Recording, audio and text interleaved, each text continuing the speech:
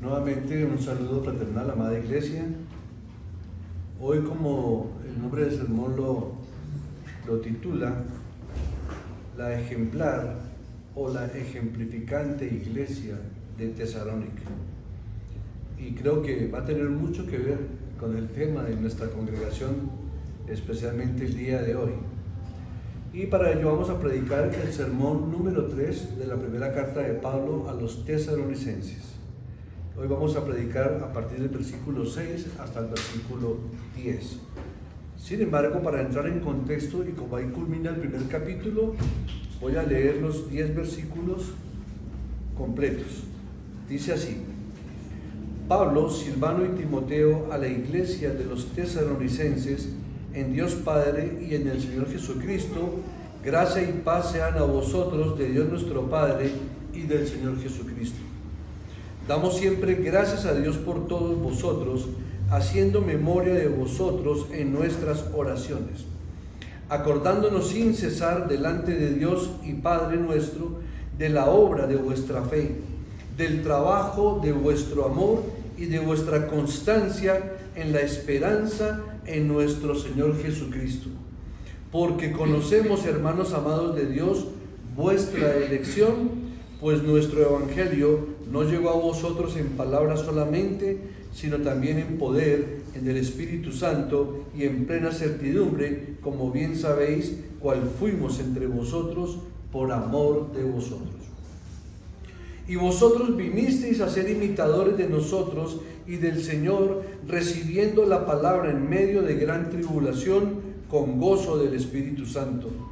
De tal manera que habéis sido ejemplo a todos los de Macedonia y de Acaya que han creído. Porque partiendo de vosotros ha sido divulgada la palabra del Señor, no solo en Macedonia y Acaya, sino que también en todo lugar vuestra fe en Dios se ha extendido, de modo que nosotros no tenemos necesidad de hablar nada. Porque ellos mismos cuentan de nosotros la manera en que nos recibisteis y cómo os convertisteis de los ídolos a Dios para servir al Dios vivo y verdadero, y esperar de los cielos a su Hijo, al cual resucitó de los muertos, a Jesús, quien nos libra de la ira venidera. Amén. En los dos sermones anteriores pudimos exponer claramente varias grandes verdades. Y una de esas verdades más hermosas que predicamos en el primer sermón era con respecto al amor y la elección de Dios para con su pueblo, sabiendo que Dios nos había elegido desde antes de los tiempos de los siglos, porque nos fue dada la gracia del Señor en la eternidad pasada. Y también nos dice que antes de la fundación del mundo y antes de la creación de todo. Y hoy lo leíamos en la lectura correspondiente a Apocalipsis, en nuestra lectura consecutiva, que nuevamente ratifica que nuestros nombres fueron escritos antes de la fundación del mundo.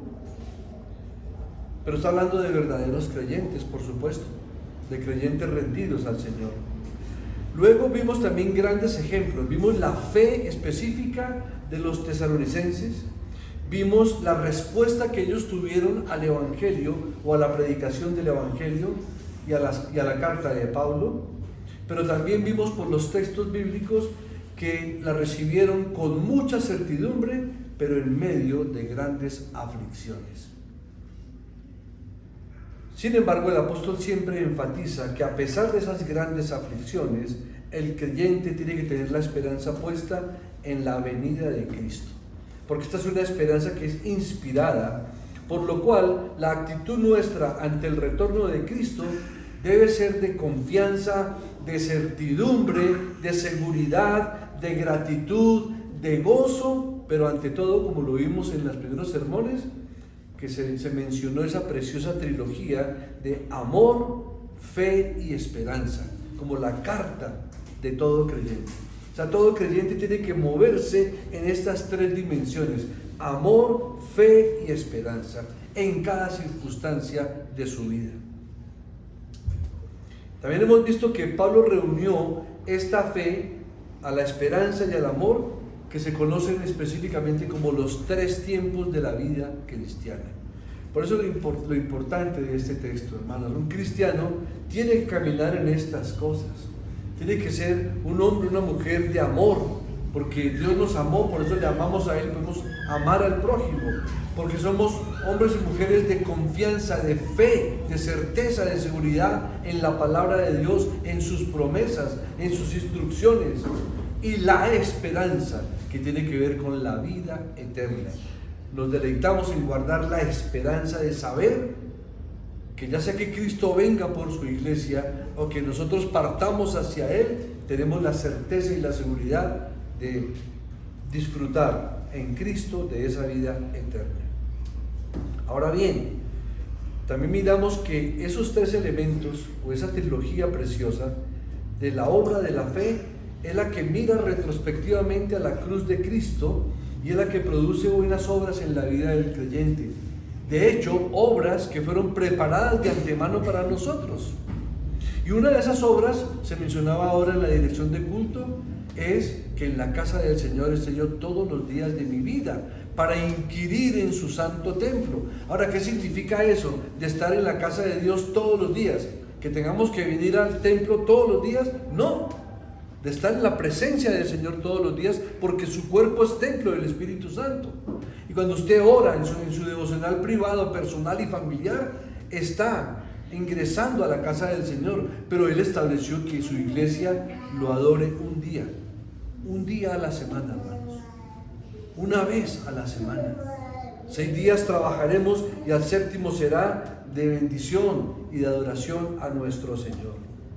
Pero también nos habla del trabajo del amor, que es la base presente y la motivación sobre la cual un hijo de Dios ha de servir a Cristo. Hemos de servir a Cristo por amor a Cristo, por amor a su iglesia, por amor a la obra de Cristo, por amor a su palabra y por supuesto por amor a Él. Le amamos porque Él nos amó primero. Y la constancia en la esperanza, que es la que mira hacia el futuro, hacia esa vida eterna, hacia ese partir a su presencia, al punto de que pudiéramos expresar, como lo decía el apóstol Pablo, quisiera estar presente en Cristo. Esto ahorita ausente de su presencia, no en el sentido espiritual porque Él habita en nosotros, pero el apóstol lo decía, era que para Él era más glorioso estar presente en la vida eterna con Cristo que estar a este lado de la eternidad. Pero también expresaba que por causa de la iglesia le era necesario, por la voluntad de Dios, que permaneciera con nosotros. Por eso podemos decir qué extraordinaria bendición, qué extraordinaria trilogía de gracias que hay ahí: fe, esperanza y amor. Hermanos, esto debería formar parte de la biografía de cada uno de nosotros. Cuando se le preguntan por quién es usted, uno generalmente dice es la profesión que uno desempeña. ¿Usted quién es? Yo soy ingeniero, yo soy economista, yo soy ama de casa, yo soy obrero. No, ¿quién es usted? No qué está haciendo usted, sino qué es usted y quién es, ¿cierto? ¿Quiénes somos? Yo soy un hombre de fe, de esperanza y de amor, porque Cristo habita en mí. Y me deleito en su palabra, y me deleito en su iglesia, y me deleito en su presencia, me deleito en su salvación. Soy una nueva criatura. Esa es nuestra verdadera posición.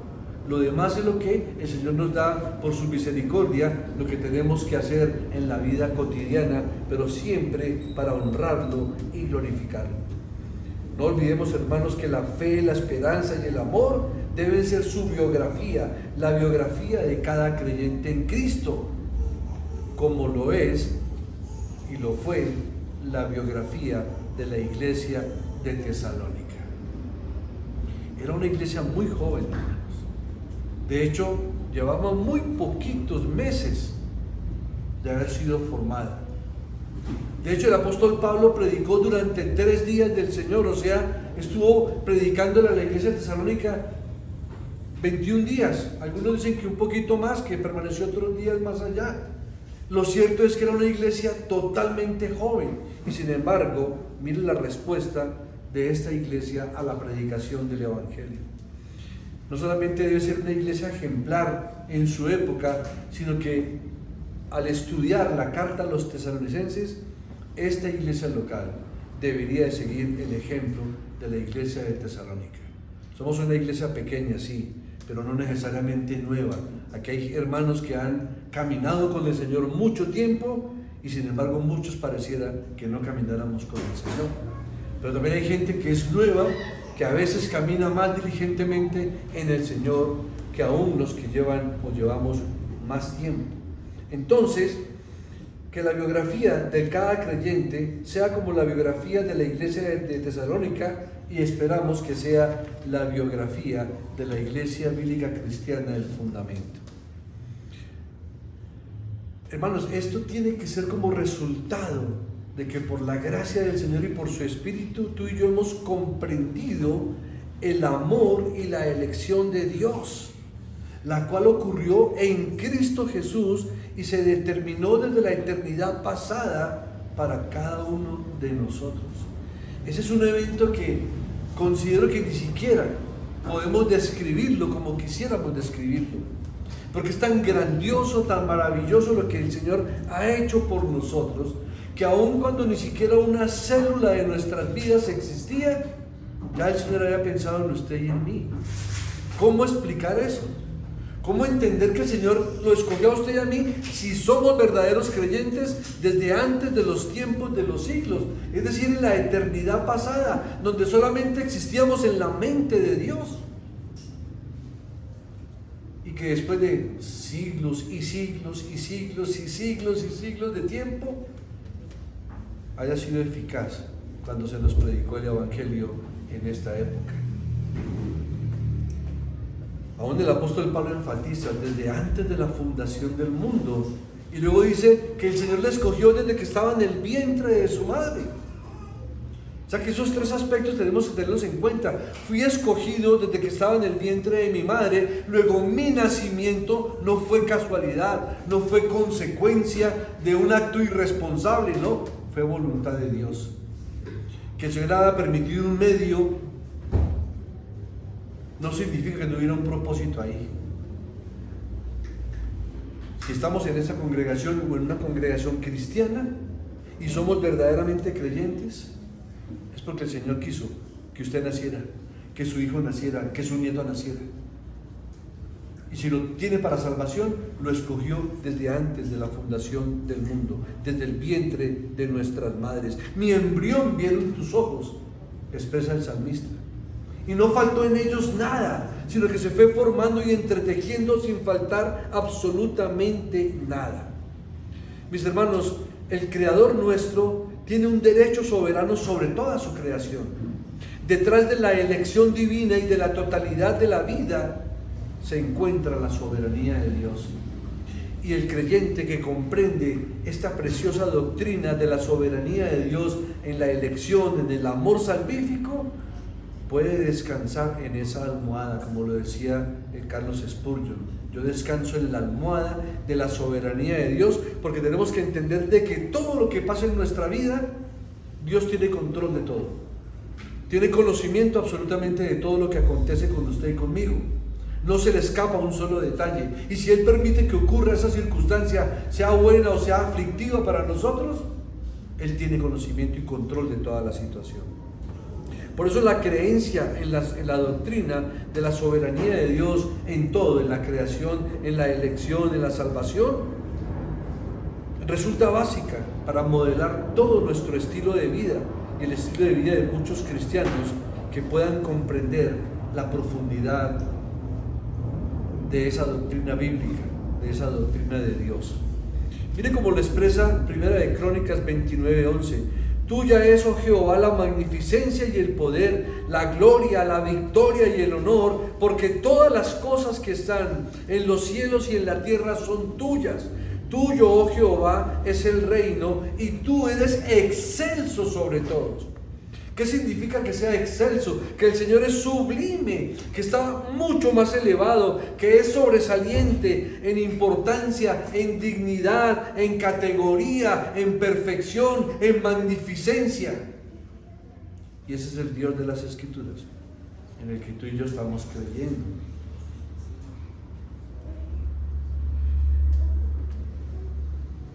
muchos verdaderos siervos de Dios descansan profundamente en la soberanía de Dios como el ancla, no solamente de sus vidas, pero también de sus ministerios. Y saben, yo le doy gracias a Dios por eso, porque debo comprender que aún lo que está pasando hoy en la iglesia, aún la inasistencia de muchos hermanos, tengo que descansar en la soberanía del Señor. Y esto me tiene que llevar a que oremos más, a que clamemos más, a que intercedamos más, para que el pueblo de Dios lo honre en el día del Señor, se congregue en el día del Señor. No hay día más importante para la iglesia aquí en la tierra que el día del Señor como congregación. Oremos para que el Señor haga que la gente lo reverencie ese día con todo su ser, con todo su corazón, con toda su alma y con su forma de actuar, con la asistencia regular, con la puntualidad regular, porque es que es la casa del Señor, columna y baluarte de la verdad. Bien, vamos con el versículo número 6. Y vosotros vinisteis a ser imitadores de nosotros y del Señor, recibiendo la palabra en medio de gran tribulación con gozo del Espíritu Santo. Ahora, me gustaría tener en cuenta, aunque ya se predicó el versículo 4 y 5 del sermón anterior, que leamos el 5, porque ahí es donde está el poder de Dios para la iglesia, porque dice: pues nuestro evangelio no llegó a vosotros en palabras solamente, sino también en poder, en el Espíritu Santo y en plena certidumbre, como bien sabéis, cuales fuimos entre vosotros por amor de vosotros. Ahora, ya con ese contexto podemos entender un poco más por qué el versículo número 6. Y vosotros vinisteis a ser imitadores de nosotros. Es bien interesante ver también la humildad del apóstol Pablo. Pablo está citando tanto a Silvano como a Timoteo, porque al principio de la carta lo dice, ¿sí? Dice claramente Pablo, Silvano y Timoteo a la iglesia de los tesalonicenses, está diciendo que ellos también son imitables. Son siervos fieles del Señor, de los cuales podemos imitar su fe, podemos imitar su estilo de vida en el hecho de que son sujetos a la palabra del Señor, a sus ordenanzas, es decir, a su testimonio. Por eso dice: y vosotros, los tesalonicenses, vinisteis a ser imitadores de nosotros. ¿De quién está hablando Pablo? De él, de Timoteo y de Silvano o Silas. Y del Señor. O sea, lo impactante de las expresiones de Pablo, no solamente que involucra a sus hermanos en la fe, para que la iglesia los imite a ellos, como también imiten al Señor, nos da una perspectiva de cómo era la comunión íntima de estos siervos de Dios con el Señor. A mí me impacta mucho cuando Pablo dice mi evangelio. En sus cartas dice el evangelio de Dios, en otras cartas dice el evangelio de Cristo, y en otras mi evangelio, como si fuera de Pablo. Pero es que ahora uno comprende lo que Pablo quiso decir cuando manifestó: porque con Cristo estoy juntamente crucificado, mas ya no vivo yo, mas vive Cristo en mí. Por eso era que él podía decir mi evangelio, porque él era imitador de Cristo. El evangelio de Cristo subyugaba la mente y el corazón del apóstol a tal punto de decir que todo lo demás lo tenía por basura con tal de alcanzar el conocimiento de Cristo. Y aquí le está diciendo a la iglesia: sean imitadores de nosotros, de Pablo, de Timoteo y de Silvano, como también del Señor Jesucristo. Ahora vamos a mirar otras citas en las cuales Pablo se ha expresado de esta manera. Pero antes de ello, hagamos una reflexión personal, cada uno en su fuero interno. Cualquiera de nosotros, creo yo, dudaría en presentarnos como un ejemplo de la manera como lo está haciendo Pablo. Y eso me hace acordar siempre de una frase que fue muy famosa en Colombia y que inclusive se mostraba en unas propagandas, que decía: papi, cuando yo sea grande quiero ser como tú. Y la pregunta que yo le hacía a la congregación en esa época es: ¿de verdad queremos que nuestros hijos sean como nosotros? ¿Cuál es el ejemplo que les estamos dando. Ahora, yo sí quiero que mis hijos y mis nietos fueran como yo, en el sentido de ser de fe, de que el Señor sea su Señor, de que sean niños y niñas conforme al corazón de Dios. ¿Quién no anhela eso? ¿Quién no desearía eso para sus hijos y para sus nietos? Por supuesto. Pero podríamos decir hoy, como el apóstol Pablo, sean imitadores de mí o sean imitadores de nosotros. ¿Qué ejemplo estamos dando a nuestros hijos? En el sentido también de lo que es la vida cristiana. Pero el apóstol Pablo, yendo de un lugar a otro, recordemos que estaba viajando, este era su segundo viaje misionero, y yendo de un lugar a otro en todo el Imperio Romano, se presentó como un ejemplo ante creyentes, instándolos, animándolos a seguir su propio ejemplo, así como él seguía el ejemplo de Cristo. Miren lo que dice 1 Corintios 4:16: por tanto, os ruego que me imitéis. Pero miren la humildad del apóstol, no está diciendo les exijo que me imiten, les ruego. Cuando ruega uno es porque uno ruega, porque es que eso es lo que le conviene a la iglesia, es lo que le conviene a ese hermano. Por tanto os ruego que me imitéis. 1 Corintios 11:1: sed imitadores de mí, así como yo de Cristo. Y la pregunta es, ¿qué tanto estás tú imitando a Cristo, hermano? ¿Qué tanto yo estoy imitando a Cristo? Para que podamos decirle a nuestros descendientes, sean imitadores de nosotros como nosotros de Cristo. Segunda de Tesalonicenses 3, de los versículos 7 al 9: porque vosotros mismos sabéis de qué manera debéis imitarnos, pues nosotros no anduvimos desordenadamente entre vosotros. Entonces, ¿cómo imitarnos? Que nuestros hijos no vean el desorden de nuestras vidas y que vivamos desordenadamente en la congregación o en la casa o donde quiera que nos encontremos. Ni comimos de balde el pan de nadie. El apóstol ha enfatizado que el que no trabaja, que no coma, sino que trabajemos con afán y fatiga día y noche, no solamente en lo laboral, pero en el reino de los cielos. Usted puede trabajar día y noche orando, intercediendo, compartiendo el evangelio, invitando gente a la iglesia, pero ante todo, que vean su fe, que vean el testimonio de su salvación en Cristo Jesús. Para no ser gravosos a ninguno de vosotros, no porque no tuviésemos derecho, sino por daros ejemplo para que nos imitéis. Y luego del versículo 13 de 2 de Tesalonicenses dice: así que todos, y vosotros, hermanos, no os canséis de hacer el bien. Esa es la forma de imitar a un hombre como Pablo o de imitar a un buen cristiano. Creo que la forma en cómo podemos imitar, tenemos puntas de lanza que hay hombres que podemos honrar sin llegar a idolatrar, por supuesto. Pero ¿quién no quisiera haber conocido a un hombre como Spurgeon? O como Calvino, o como Lutero, con sus defectos, pero amaban profundamente al Señor. Un Martin Lloyd Jones, por supuesto. Y siervos del Señor que hemos tenido en Colombia, que uno dice: oh, qué buen maestro de la palabra, qué buen siervo, qué buen testimonio. Da gusto conocer personas así y ser edificados y ser enseñados y ser ejemplificados por ellos, como nosotros tenemos que ejemplificar también a otras personas. Y Filipenses capítulo 3, versículos del 15 al 17 dice: así que todos los que nos sintamos perfectos, esto asimismo sintamos.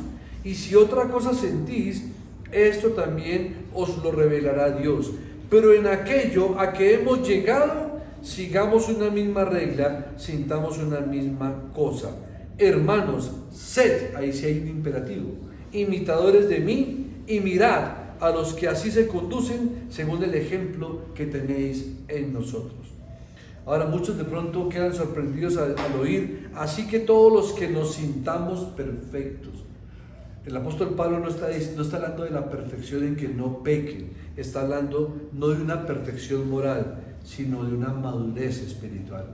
Por eso cuando decimos que toda la escritura es inspirada por Dios, y es útil para redarguir, para corregir, para destruir injusticia, a fin de que el hombre de Dios esté perfectamente preparado para toda buena obra.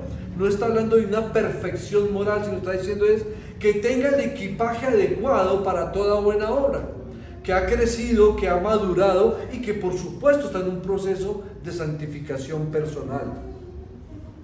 Sed imitadores de mí y no nos cansemos de hacer el bien. Hermanos, cuando las personas están genuinamente convertidas o han sido genuinamente convertidas, por naturaleza, por consecuencia, se vuelven discípulos sinceros de aquellos de quienes recibieron el Evangelio. Y yo creo que cada uno de nosotros, independiente de que hoy día podamos estar siendo edificados por pastores que no conocíamos, porque hubo hermanos que nos predicaron el Evangelio, uno siempre guarda la gratitud con aquellos que nos compartieron el Evangelio, con el cual fuimos llevados a salvación. Y en un sentido uno se vuelve discípulo de esas personas que nos compartieron el Evangelio.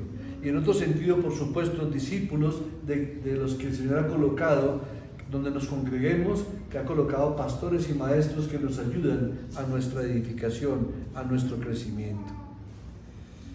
Y no solamente se vuelven discípulos de aquellos de quienes recibieron el Evangelio, sino que también está el ánimo y la disposición de seguirlos en esta vida, con las experiencias que esto conlleva.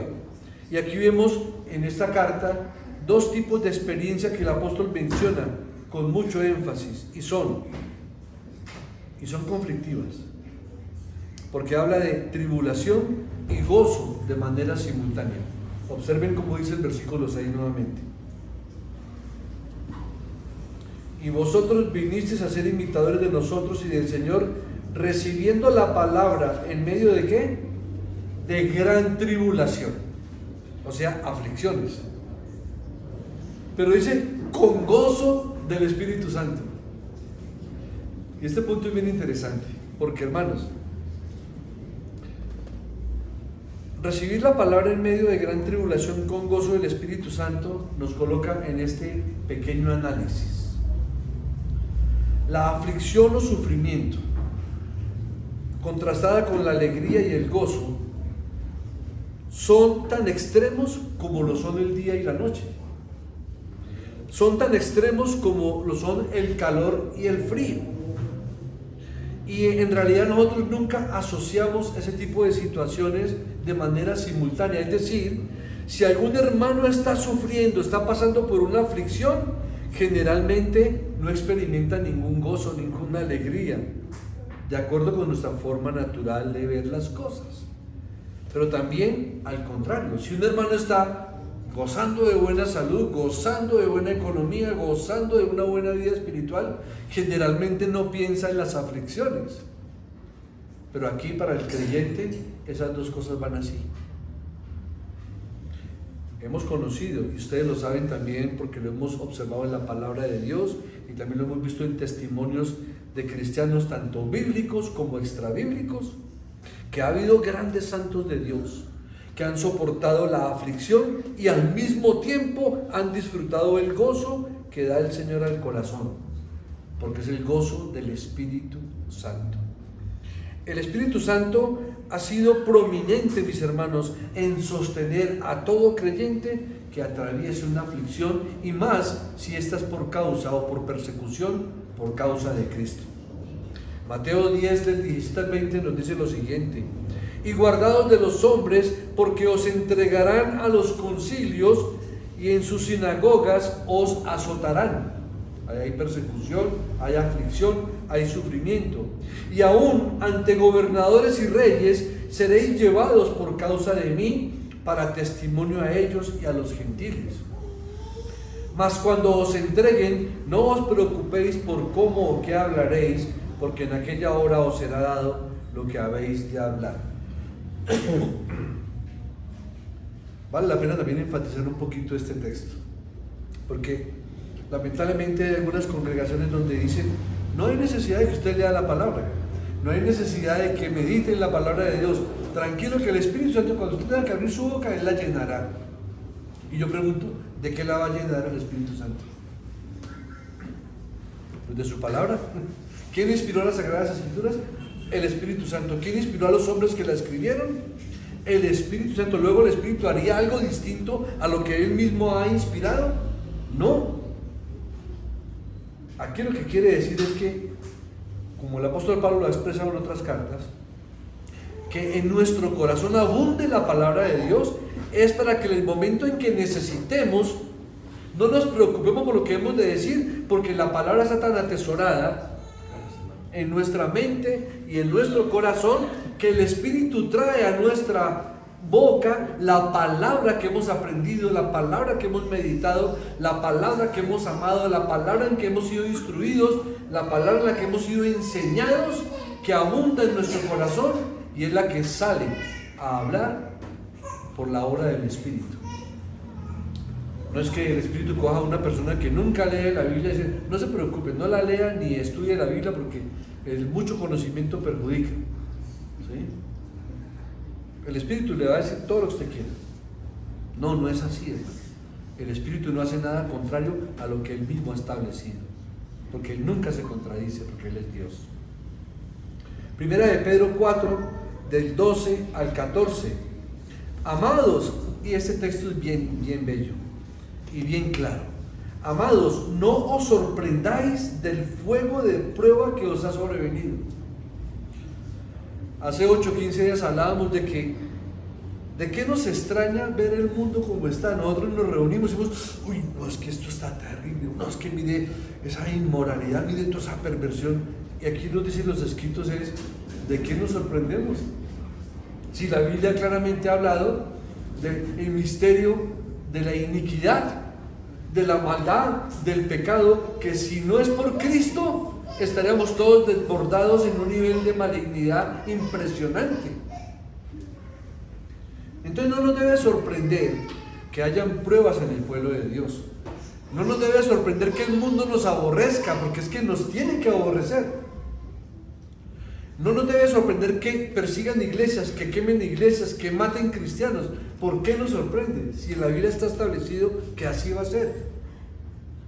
Muchos serán encarcelados, azotados y muchos inclusive muertos por causa del Evangelio. Y continúa el apóstol Pedro diciendo, sino gozaos por cuanto sois participantes de los padecimientos de Cristo, para que también en la revelación de su gloria os gocéis con gran alegría. Si sois vituperados por el nombre de Cristo, sois bienaventurados, porque el glorioso Espíritu de Dios reposa sobre vosotros. Ciertamente de parte de ellos Él es blasfemado, pero por vosotros es glorificado. Ahora, cuando se usa el término aflicción, encontré una aplicación del término aflicción extrabíblica, pero que nos da una metáfora de cómo es la aflicción en un creyente. Resulta que hay una palabra que significa aflicción o presión en el lenguaje que se utilizaba para elaborar el vino. Entonces, saben que antiguamente tocaba pisar el vino con todo el peso y marchar sobre las uvas hasta reventarlas de tanta presión. Y esto llevaba a esas uvas a explotar. Entonces, metafóricamente hablando, lo que significa el verbo gramatical en esa connotación sobre las uvas es que significa que la aflicción describe problemas muy fuertes, al punto de que uno siente que su vida va a explotar. Pero a veces es necesario que el Señor permita que su pueblo llegue hasta esos extremos para clamar a Él, porque si no clamamos a Él, difícilmente clamamos a Él cuando todo nos va bien. Así es la naturaleza del ser humano, incluida la de los creyentes, que buscamos de Dios profundamente cuando sentimos que vamos a explotar, cuando vemos que mi vida no tiene sentido, no sirvo para nada, todo me sale mal, todo me va mal. Y claro, como escuchan predicadores que dicen, ven a Cristo y todos tus problemas van a ser solucionados, entonces al ver que no hay respuesta, comienzan a experimentar una presión más fuerte sobre sus propias vidas. Pero cuando comprendemos que cuando vamos a Cristo, en realidad nuestros problemas comienzan porque vamos en contra del mundo, porque vamos en contravía de las filosofías, de la psicología, de la cultura, del humanismo, del secularismo, es cuando comienzan nuestros problemas, porque vamos contrario a todos ellos. Recordemos que el mismo apóstol Pablo, no mucho tiempo antes de llegar a Tesalónica, él fue experimentado en quebrantos. Él venía de gozarse en la presencia del Señor con su compañero Silas cuando fueron afligidos y encarcelados en la cárcel de Filipos. Recuerdan que los cepos hasta en los pies y las manos, y los metieron a lo más profundo de los calabozos, donde está la humedad y condiciones obviamente antihigiénicas, y aún así también los habían azotado. Entonces el apóstol Pablo venía hacía poco de experimentar eso. ¿Y qué hizo Pablo y Silas? Cantaban con gozo en la cárcel. Vimos el testimonio de John Hus, que siendo quemado vivo en las llamas de la hoguera, murió cantando, adorando y alabando al Señor. Dice, ¿de dónde pudo sacar esas fuerzas? Pero así es la misericordia del Señor. Aún le provee el valor a sus siervos para experimentar esas pruebas de fuego. Entonces el apóstol Pablo fue ejemplar para los tesalonicenses, para los cristianos de Tesalónica, porque él mismo vivió la situación. Por eso encontramos que el apóstol Pablo en varias cartas dice, hemos sido derribados mas no destruidos, ¿cierto? Nos han tumbado pero nos levantamos. En otras dice, he aprendido a vivir en abundancia y también en escasez. He sido naufragado, perseguido, azotado, apedreado, pero por causa de Cristo todo eso lo soportamos.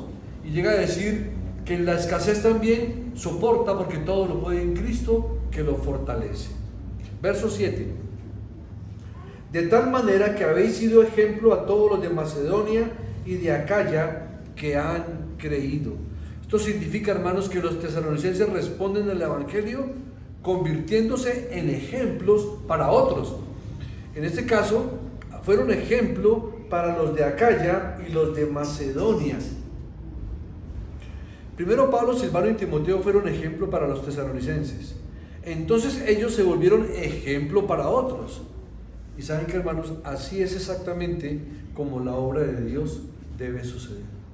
Pero si tú y yo no damos ejemplo, si tú y yo no damos ejemplo de la importancia del día del Señor, si no damos ejemplo de la importancia de orar privadamente, de leer las Escrituras, de meditarlas, ¿qué pasa con las personas que están alrededor nuestro, que están recibiendo ese ejemplo? Pues van a hacer lo mismo que hicimos nosotros, o no van a hacer lo que deberían de hacer por causa de nuestro mal ejemplo. Pero también dice el versículo, el ejemplo a todos los de Macedonia y de Acaya que han creído. Hermano, los cristianos en Macedonia y en Acaya también necesitaban ejemplos de otros cristianos, y los tesalonicenses suplieron esa necesidad en ellos. Y esto era verdad a pesar de que solo habían sido seguidores de Cristo hacía muy poco tiempo, que es el punto donde más quisiera enfatizar, y tal vez, si me lo permiten el término, tal vez desafiar la mente y el corazón de la iglesia. Mire la respuesta de cristianos recién convertidos. Mire lo que hace el Espíritu de Dios en el corazón y en la mente de una persona, que llegaron a impactar con su ejemplo a Acaya, a Macedonia, y luego más adelante dice que en todas partes se hablaba de la fe de ellos. Como cristianos siempre necesitamos a otros que nos muestren cómo seguir a Cristo, porque lo podemos saber por la palabra, por supuesto. Ahí está la instrucción, cómo seguir a Cristo, ¿cierto? Orando, obedeciendo, congregándonos, sí, todo eso lo sabemos. Pero hay momentos en que uno necesita ver a otro hermano que ha seguido ese camino. ¿Se acuerdan del libro del progreso del peregrino? Eso era lo que hacían, ¿sí? y se animaban los unos a los otros. Por eso el Señor siempre enviaba a sus discípulos de 2 en 2, en la misión de los 12, en la misión de los 70, porque si uno cae, el otro lo puede levantar, porque ese otro tiene la madurez para seguir a Cristo y puede ayudarle a uno nuevo a seguir a Cristo. Aquí, sin embargo, vemos que el caso era el contrario. Cristianos nuevos en una iglesia nueva, impactando casi que el mundo conocido de esa época por su fe, por su testimonio y por su ejemplo de vida. Entonces vienen más aplicaciones para nosotros. ¿Cómo estamos afectando la vida de los que habitan con nosotros? O la vida de la iglesia con nuestro ejemplo. ¿Cómo, hermanos? Todo esto es para reflexionar. Que el Espíritu del Señor convenza sus corazones y sus mentes de cómo ha sido su ejemplo como cristiano. ¿Saben por qué, hermanos? Porque los cristianos somos ejemplos para otros cristianos. Y lo más tremendo es que tenemos que ser ejemplos para los no cristianos. Verso 8. Porque partiendo de vosotros ha sido divulgada la palabra del Señor, no solo en Macedonia y Acaya, sino que también en todo lugar vuestra fe en Dios se ha extendido, de modo que nosotros no tenemos necesidad de hablar nada. Partiendo de vosotros ha sido divulgada la palabra del Señor. O sea, partiendo de vosotros significa tuvieron iniciativa. No tuvieron que decirles vayan a predicar, sino partiendo de ellos mismos.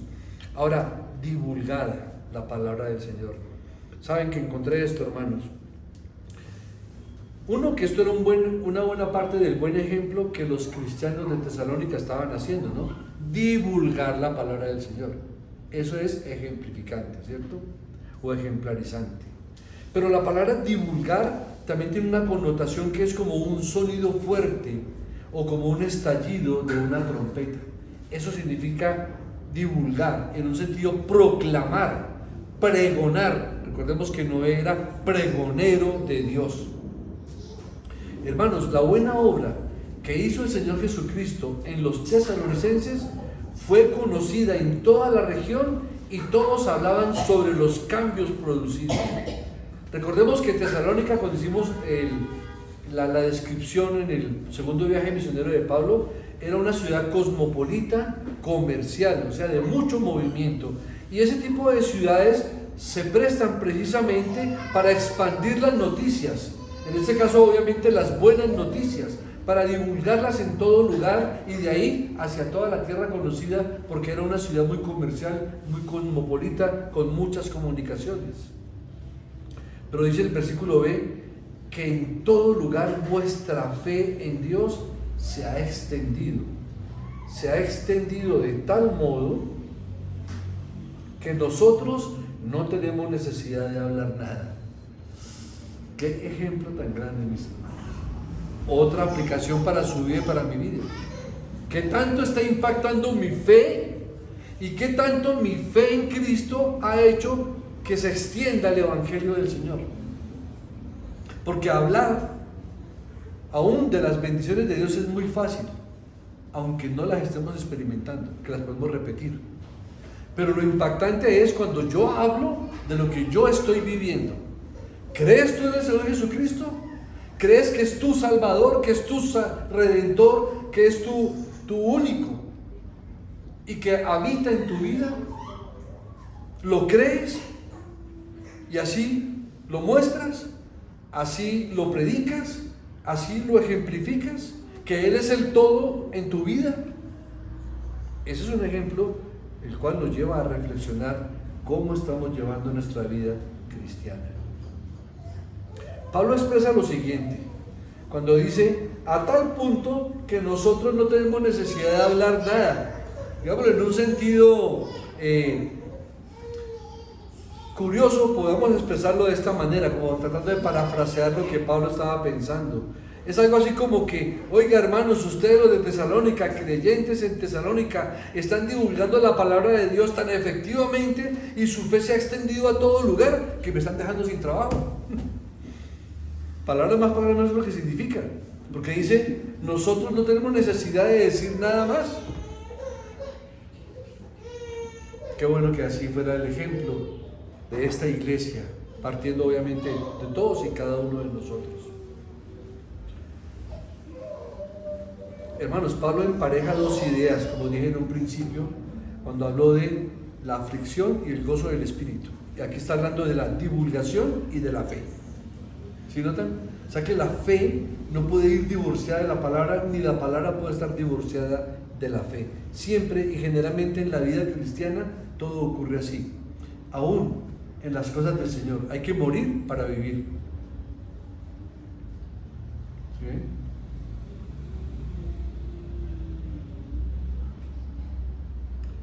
Esos dos aspectos son esenciales, porque si una iglesia está dispuesta a difundir el Evangelio, a divulgar el Evangelio, debe tener fe en lo que está diciendo, debe creer en lo que está enseñando, debe creer en la palabra del Señor, debe creer en sus promesas, debe creer en su perdón, debe creer en que la palabra de Dios tiene poder para salvar. Y eso es bueno enfatizarlo, porque hay hermanos que le dicen a uno: es que a mí me da miedo hablar. Pero el Señor le dice a todo creyente tiene que hablar del Evangelio. No, es que ese hombre es muy hostil.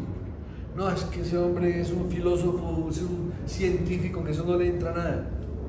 Es un intelectual con el cual yo no puedo. El Señor nos está diciendo, sino que vayamos y le prediquemos a toda criatura. Y puede ser el más encumbrado intelectual o el más encumbrado científico. Lo que me dice la palabra es que simplemente es una criatura y que está perdida. Y tengo que predicar el Evangelio. Que no lo quiera recibir es asunto de él, pero mi función es llevar el Evangelio. Entonces, para llevar el mensaje, primero necesitamos conocer qué mensaje vamos a difundir, que ahí es donde encontramos otro grave error, cuando le predicamos a gente que está preparada intelectualmente más que nosotros. Porque el cristiano no tiene que ser un intelectual de otras cosas, pero tiene que conocer la palabra de Dios, porque la palabra de Dios lo hace sabio. Los otros podrán ser intelectuales inteligentes, pero el hombre o la mujer que cree en la palabra de Dios, que la meditan, que la leen, que la guardan, que la atesoran y que la expresan, tienen sabiduría que no tiene el mundo, porque sabiduría que proviene de Dios. Entonces no tiene por qué sentirse ni menos, ni tiene por qué sentirse pequeñito ante un gigante intelectual. Este mundo ha dado los más grandes gigantes intelectuales, a la vez que los más pequeños enanos espirituales. Pero tú y yo podemos ser gigantes en el espíritu, porque estamos hablando de nuestra palabra. Es que no es nuestra palabra, es la palabra de Dios. ¿Y qué dice el apóstol Pablo? Porque en el Evangelio hay poder de Dios para salvación. ¿Qué más podemos decir de esto? Entonces, primero tenemos que tener un mensaje que difundir.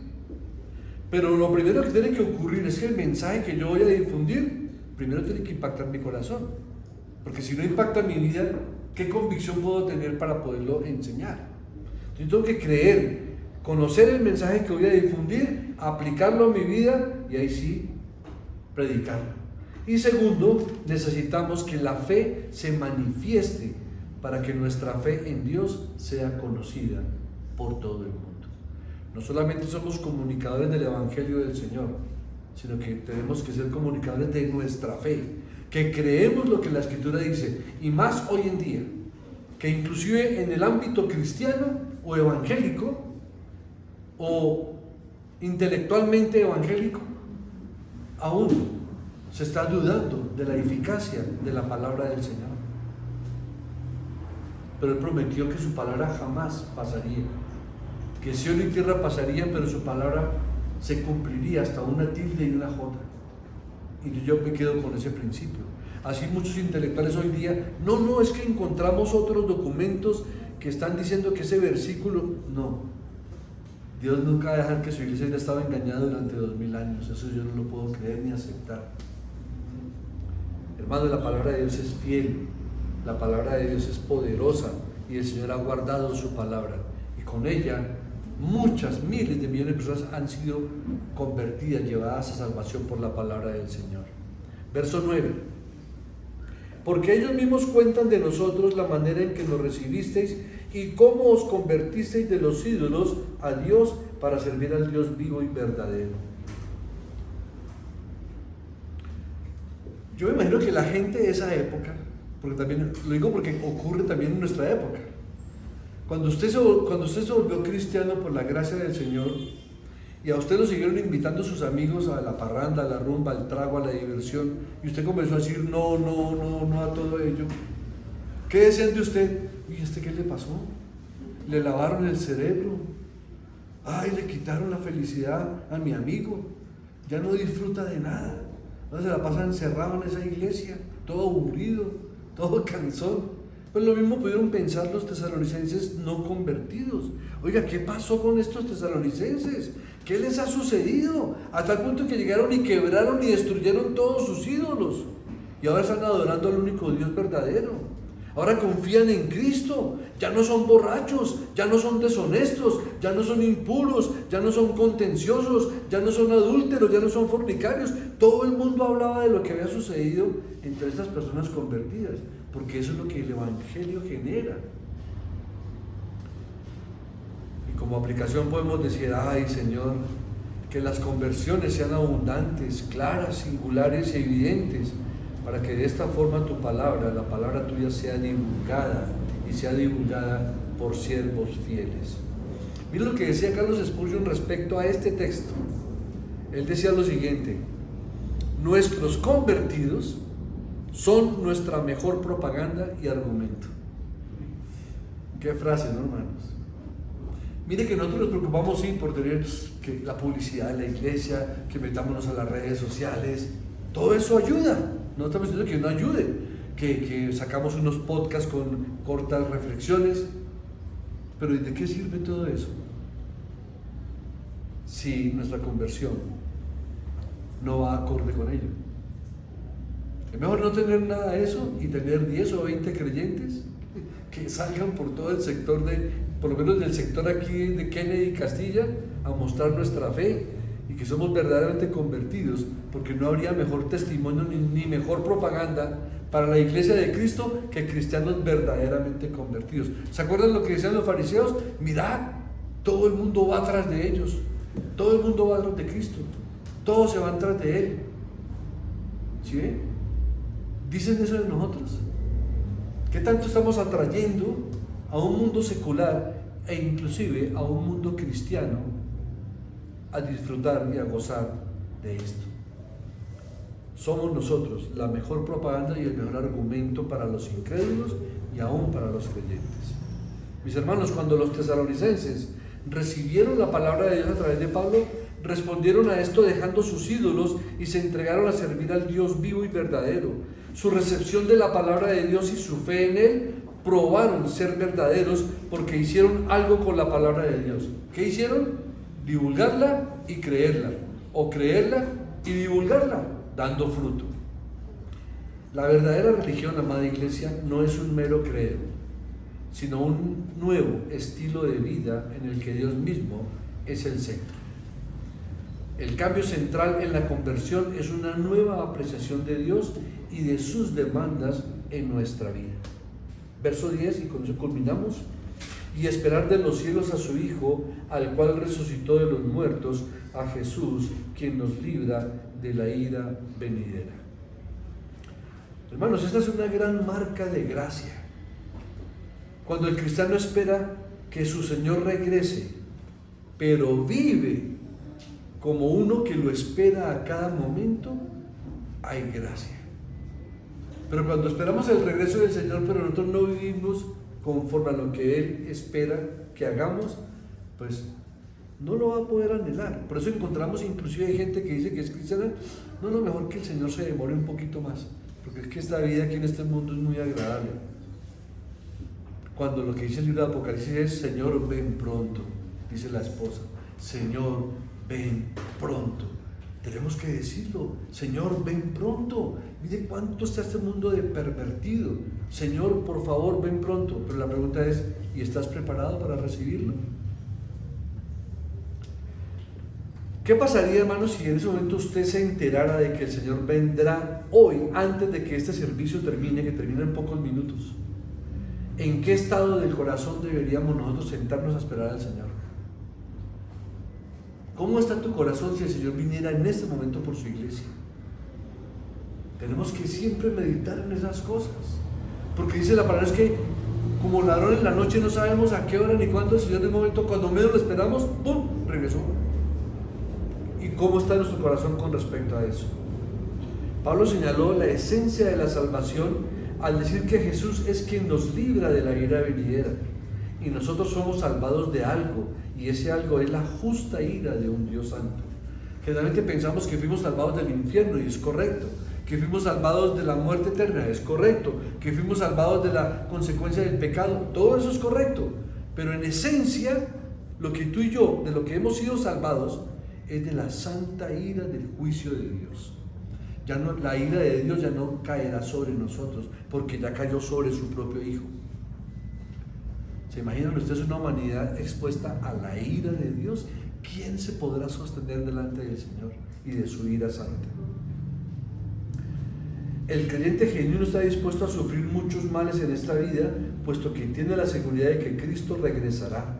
La garantía de la segunda venida de Cristo es su resurrección, y eso lo podemos ver claramente en 1 Corintios, en todo el capítulo 15, a tal punto que el apóstol dice: si Cristo no resucitó, entonces vana es nuestra fe, vana es nuestra esperanza, estamos perdidos. Pero la fe nuestra, la que estamos practicando hoy día, es vital y es real y es tan profunda, que está cimentada en la resurrección de Cristo. Si Cristo no hubiera resucitado, ¿para qué estaríamos aquí? ¿No les sorprende, hermanos, que el Señor resucitó hace un poquito más de 2000 años y estamos aquí reunidos? Poquitos, pero estamos reunidos en su nombre, en algo que Él hizo hace un poquito más de 2000 años. ¿Qué le indica a usted eso? Y Él dijo que vendría por primera vez, como lo profetizaron todos los profetas del Antiguo Testamento, y lo cumplió. Y Él le dijo a sus discípulos: y volveré, así como me han visto ir, así mismo volveré. Yo lo creo, hermanos, y puedo creer que puede ocurrir en cualquier momento, el momento menos esperado. ¿Cómo está nuestro corazón para recibir a nuestro bendito Salvador? Hermanos, a través de su bendita muerte, Cristo expió los pecados. Cuando regrese al final de los tiempos, Él rescatará a su pueblo de toda aflicción y miseria. Pero ¿saben qué es lo más hermoso de todo? Que Él está librando a su pueblo a través de su misma intercesión celestial, porque Él intercede por nosotros en la presencia del Padre. El Espíritu intercede por nosotros con gemidos indecibles y nos provee de gracia diaria. Esa gracia que nos salvó, esa misma gracia permite que no pequemos. Y si el pecado abundó, sobreabundó la gracia, no para pecar más, porque recordemos que el propósito es para que seamos santos y sin mancha delante de nuestro bendito Señor y Salvador Jesucristo, delante del Padre, por la obra de su Espíritu. Oremos, hermanos. Amado Señor, una vez más te damos gracias, porque a través del ejemplo hermoso de la iglesia de Tesalónica, de la predicación de tu palabra por el apóstol Pablo, y del testimonio y del ejemplo de Pablo, de Timoteo y de Silvano, la iglesia de Tesalónica fue grandemente bendecida por el ejemplo también de ellos. Y lo que más nos ha impactado es que una iglesia tan pequeña y tan joven haya impactado toda la región de Acaya, de Macedonia, y su fe fue conocida y extendida, expandida en todo el territorio. Y la oración, Señor, es muy, muy puntual. Yo te ruego que esta iglesia, la iglesia bíblica cristiana, el fundamento, y las personas que la conforman, los miembros y los asistentes regulares, y los que vienen por primera vez, y los que aún todavía no han nacido de nuevo, pero se exponen a tu palabra, pueda ser una iglesia tan ejemplar como la iglesia de Tesalónica. Oh, mi bendito Señor, para ti no hay nada imposible. Para nosotros todo esto es muy, muy difícil, al punto de que es imposible en nuestras fuerzas.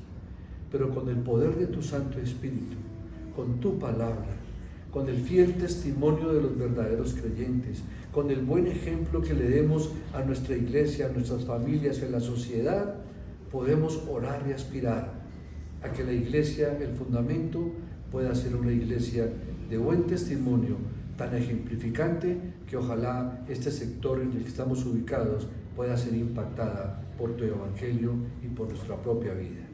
Gracias, Señor, por tocar la mente y el corazón de los hermanos.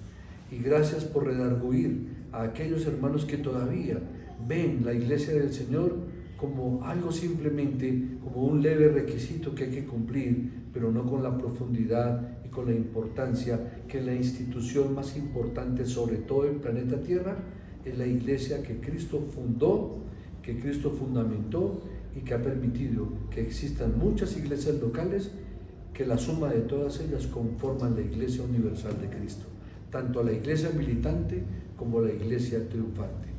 Ayúdanos, Señor, en este propósito. Ayúdanos, Señor, a buscar santidad. Ayúdanos a no pecar contra ti. Ayúdanos a ser diligentes en la predicación de tu palabra. Pero ante todo, Señor, que sepamos, que vivamos lo que queremos divulgar. Es decir, que lo creamos y lo experimentemos para así poderlo expresar a otras personas que tú quieras llevar a salvación por la predicación de tu palabra. En Cristo Jesús sean para ti la honra, la gloria, la alabanza y la adoración. Amén. Bueno, que el Señor les continúe bendiciendo, amada iglesia.